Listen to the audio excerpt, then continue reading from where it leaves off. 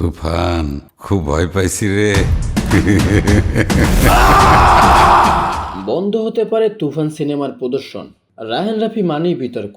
তুফান সিনেমার মুক্তির আগ থেকেই নানা সময়ে নকলের অভিযোগ ওঠে এই পরিচালকের বিরুদ্ধে।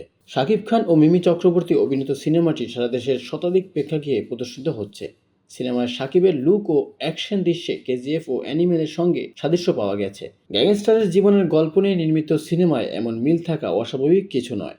তবে অ্যাকশন নির্ভর তুফান পরিবার নিয়ে বা শিশুরা দেখতে পারবে কিনা এ নিয়ে মুক্তির আগে প্রশ্ন উঠেছিল। সিনেমাটির মুক্তির পর নতুন করে বিতর্ক শুরু হয়েছে। সিনেমার একটি দৃশ্যে শাকিবকে কিশোর বয়সে এক ব্যক্তির গলা কেটে মুন্ডু হাতে করে নিয়ে যেতে দেখা যায়। অবাক করা বিষয় হলো সিনেমাটির এই দৃশ্যটি ব্লার করা হয়নি। এভাবেই সিনেমাটি সারা দেশে প্রদর্শিত হচ্ছে। এমন একটি ভয়ঙ্কর দৃশ্য সেন্সর বোর্ড থেকে কিভাবে ছাড়পত্র পেল এমন প্রশ্ন উঠেছে।